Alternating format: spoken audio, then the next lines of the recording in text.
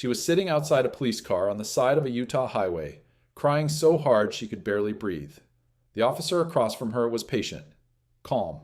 He asked her what happened, and Gabby Petito, 22 years old, sun-kissed from weeks on the road, living what looked from the outside like the adventure of a lifetime, told him it was her fault, that she had been the problem, that Brian had not hurt her, that everything was fine. Everything was not fine. 2 weeks later, Gabby Petito was dead, and the man she had defended on that highway, the man she had protected with her tears and her words and her desperate need to keep the peace, drove their van back to Florida without her, walked into his parents' house, and said nothing. That body cam footage, those 7 minutes of a young woman sitting on a curb, telling officers she was the one who needed to be blamed, became one of the most watched and most devastating pieces of video in modern true crime history. Because every person who has ever seen it watches it with the same unbearable knowledge sitting in their chest. She was right there. Someone could have seen it. Someone could have stopped it. They let the van drive away. This is the story of Gabby Petito. Not the headline, not the hashtag, not the Netflix documentary, or the TikTok theories, or the think pieces about missing white woman syndrome. The real story. The full story. The story of a young woman who documented every beautiful and painful moment of her life for the world to see, except the last one. That one she did not get to film. Gabrielle Venora Petito was born on March 19th, 1999, on Long Island, New York. She grew up in Blue Point, a quiet waterfront community where kids rode bikes to the bay and summers felt endless, and the world outside seemed very far away. From the very beginning, Gabby was the kind of person who drew people toward her, not because she was loud or performative, but because she made everyone around her feel genuinely seen. She had a warmth that people described the same way every time. Real, unforced, the kind you cannot fake. She was close to her mother, Nicole, her father, Joseph, her step-parents, and her siblings in the way that people are close when love in a family is the loudest thing in the room. She was creative from an early age, artistic, imaginative, someone who saw the world in images and light and wanted desperately to capture it all before it slipped away. She grew up in the social media generation, which meant she grew up understanding instinctively that a life documented was a life shared, and sharing felt like connection, and connection was what Gabby Petito was always chasing. By the time she was a teenager, she had discovered photography and travel content and the growing universe of people who were documenting their lives on the road, van lifers, outdoor adventurers, people who had traded 4 walls for open highways and were sharing every mile of it online. Gabby watched those channels obsessively. She did not just want to consume that content, she wanted to create it. She wanted to be the person behind the camera and in front of it simultaneously, building a community of people who would feel like they were traveling alongside her. That dream was not abstract. It was specific and detailed, and she talked about it with the kind of certainty that comes from someone who has already decided. She was going to travel. She was going to document it. She was going to build something beautiful and share it with the world. She had no idea how that documentation would ultimately be used. Brian Christopher Laundrie was born on June 18th, 1997, in Long Island, New York. He and Gabby met as teenagers and became inseparable in the way that first loves sometimes do. Quickly, completely, in a way that left little room for the outside world to get in. He was quiet where Gabby was expressive, withdrawn where she was open. He had a survivalist streak. He liked being outdoors, liked the idea of self-sufficiency, liked the kind of isolation that nature provides. People who knew them as a couple have described the dynamic in ways that, in retrospect, carry the unmistakable weight of warning signs that nobody named at the time. Brian was controlling in the subtle ways that controlling partners often are, not explosive, not visibly threatening, but quietly dominant in the way he shaped their shared reality. He decided where they went. He managed their money. He was the one who drove, who made the plans, who determined the pace of everything. Gabby accommodated, not because she was weak, she was not weak, but because she loved him, and because the accommodation had become so normalized over years of being together that it no longer felt like accommodation. It just felt like how things were. Their friends noticed. Some of them said something. Gabby heard them and stayed anyway, because that is what people do when they are inside something they cannot yet fully see. In 2020, the two of them moved to Northport, Florida, into Brian's parents' home. They got engaged, and somewhere in that period, the van life dream, which had always been Gabby's, became the plan they would execute together. They bought a white Ford Transit and converted it. They named it the Blue Ford Van. They set up a YouTube channel called Nomadic Static. Gabby filmed an introductory video that has since been watched millions of times. 8 minutes of a young woman, bright-eyed and excited, talking about the life she was about to go live. She had one video on that channel when she disappeared. On July 2nd, 2021, Gabby Petito and Brian Laundrie left Long Island and began driving west. The early footage was everything Gabby had dreamed it would be. National parks stretching in every direction, sunsets that looked painted. The van parked on the edge of landscapes so beautiful they seemed fictional.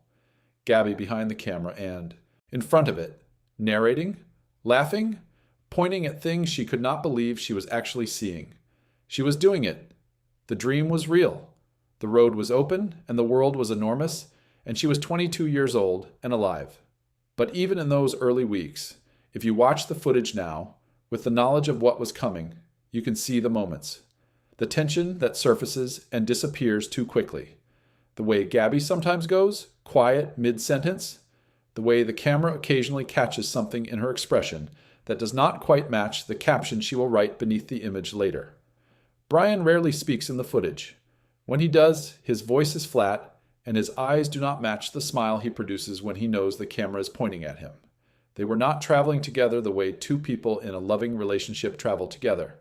They were traveling together the way one person travels and another person follows. By the time they reached Utah in August, the cracks were no longer invisible. On August 12th, 2021, a witness called 911 and reported seeing a man hitting a woman near a white van in Moab, Utah. Officers pulled over Gabby and Brian on the side of Route 191. What followed was captured in full on body cam footage that would eventually be released to the public and viewed by hundreds of millions of people around the world. Gabby was outside the van crying before the officers had even finished parking. She was distressed in the way that people are distressed when they have been distressed for a long time. Not shocked, not acute, but worn. Like someone who had been managing something heavy for so long that the weight had become part of her posture. She told the officer she had OCD. She told him she got anxious and that sometimes she took it out on Brian. She told him she had scratched him. She told him again and again in different ways that she was the problem, that Brian had not hurt her, that everything was going to be fine once she calmed down.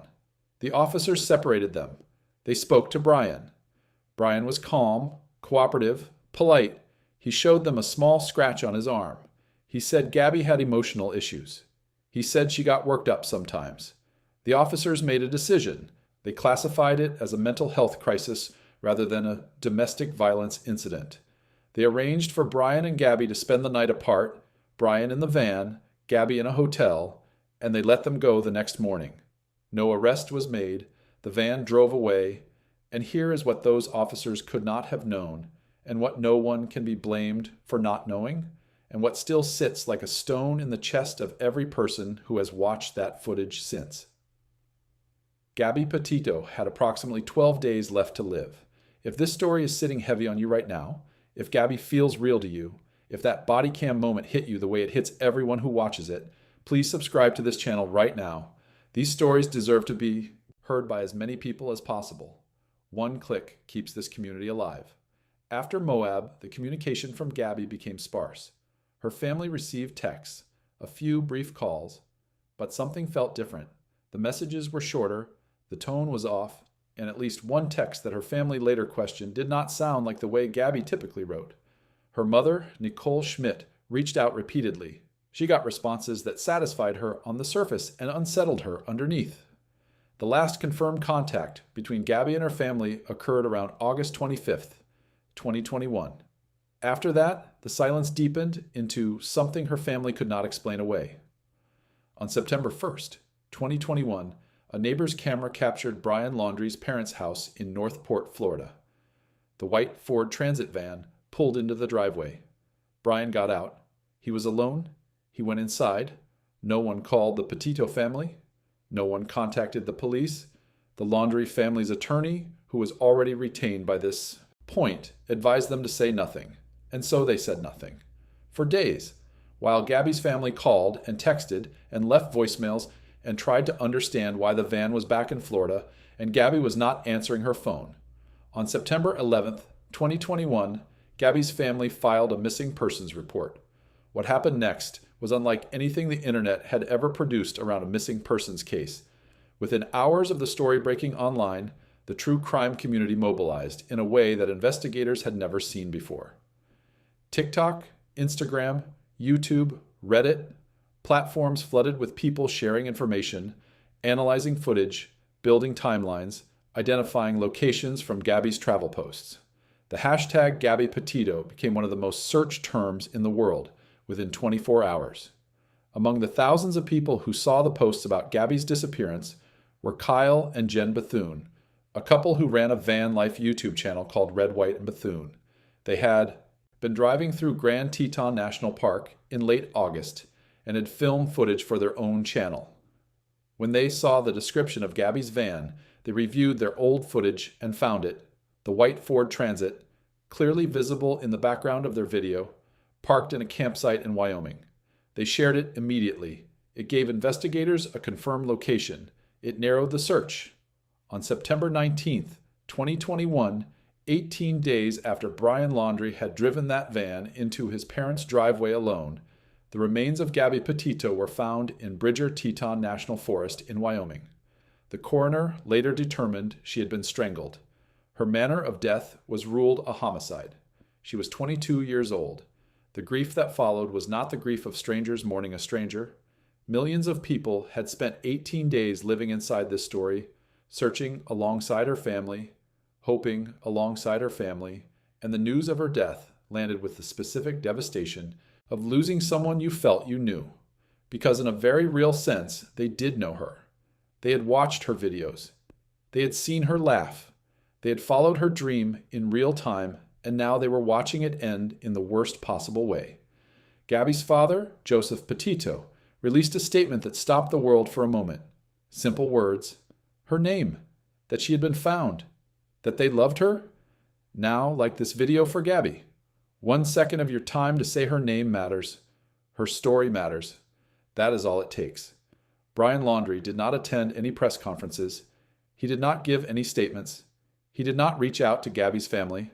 And on September 17th, 2 days before Gabby's body was found, he disappeared. His parents told police he had gone hiking in the Carlton Reserve in Northport, a vast wilderness preserve. They said they did not know exactly where he was.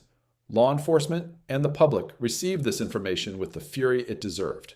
The Laundrie family, already silent for weeks, while Gabby's family searched desperately, now claimed they could not locate their own son. The manhunt for Brian Laundrie became one of the most intense in recent American history. Thousands of tips flooded in. The Carlton Reserve was searched repeatedly. Every sighting was chased down. For more than a month, Brian Laundrie remained missing, while Gabby's family buried their daughter and the world watched. On October 20th, 2021, human remains were found in the Carlton Reserve in an area that had previously been underwater and was therefore inaccessible during earlier searches. The remains were confirmed to be Brian Laundrie. Alongside his body was a backpack containing a notebook. In that notebook was a written confession. Brian Laundrie admitted to killing Gabby Petito. His account claimed it had been a mercy killing, that Gabby had been injured, that she was suffering, that he had ended her life to spare her pain. Law enforcement and Gabby's family rejected this characterization entirely. The coroner's findings were not consistent with a mercy killing. They were consistent with strangulation. He had written his version of the story, knowing no one could contradict it. He had made himself the final narrator of Gabby's life. And that is perhaps the most infuriating thing of all. Gabby Petito's case cracked open a conversation that the true crime community and mainstream media had been having quietly for years and suddenly could not avoid. The concept of missing white woman syndrome, the documented phenomenon in which young white women receive disproportionate media coverage compared to missing women of color, was discussed more widely in the context of Gabby's case than it had ever been before. Critics pointed out correctly that hundreds of Indigenous Black and brown women go missing every year and receive a fraction of the attention that Gabby's case generated in 48 hours. It is a conversation that does not have a clean resolution. It does not diminish what happened to Gabby or the grief of her family to acknowledge that the system that mobilized for her has failed to mobilize equally for others. Both things are true simultaneously. And Gabby's case, because of its scale, gave that conversation a platform it had not previously had. Her case also forced a direct reckoning with the body cam footage and the question of what more should have been done that day in Utah. Domestic violence advocates were clear in their analysis. The signs of coercive control were visible. The distress was real, and the outcome of that encounter should have been different. Several states subsequently reviewed their domestic violence response protocols, specifically in the context of what happened in Moab. Training was updated. Conversations were had. Gabby Petito's name became part of the educational framework for how to recognize and respond to intimate partner violence in roadside encounters. None of it brings her back, but it means something. It has to. The Gabby Petito Foundation was established by her family in her memory. It focuses on awareness and support for families of missing persons, particularly young women, and has worked to ensure that the attention Gabby's case received is channeled into something lasting and meaningful. Her parents speak publicly and regularly. They have turned the worst thing that ever happened to them into advocacy that has genuinely changed lives. Gabby Petito was not just a missing persons case. She was not just a body cam video. She was not just a hashtag or a Netflix documentary or a turning point in a national conversation about media coverage. She was a 22-year-old woman who loved sunsets and wide open spaces and the idea of sharing beauty with strangers on the internet. She was a daughter who called her mother. She was a friend who remembered things. She was someone who had a dream and chased it with everything she had right up until the moment someone took everything from her. She deserved to make 1,000 more videos. She deserved to watch her channel grow. She deserved to drive that van to every corner of this country and film every mile and share every moment with the community she was building. She deserved to come home. If Gabby's story moved you, if it made you feel the weight of what she lost, what her family lost, what the world lost when that van came home without her, please share this video. Share it for Gabby. Share it for every young woman who has ever sat outside a police car defending the person who was hurting her. Share it for every family that has ever waited by a phone that stopped ringing. Subscribe to this channel if you are not already here. Leave a comment below and tell us what moment in Gabby's story hit you the hardest. Was it the body cam footage? Was it the van pulling into the driveway alone? Was it the notebook? Tell us, because these conversations keep her memory alive, and they push this content to more people who need to hear it. The next story is coming, and it is going to hit just as hard. If you or someone you know is in a relationship that feels unsafe, please contact the National Domestic Violence Hotline at 1-800-799-7233 or visit thehotline.org. What Gabby described in that body cam footage, the self-blame, the protecting of the person causing harm, the minimizing, is coercive control. It is recognized, it is survivable, and help is there. Say her name, Gabby Petito. The world is still learning what it lost.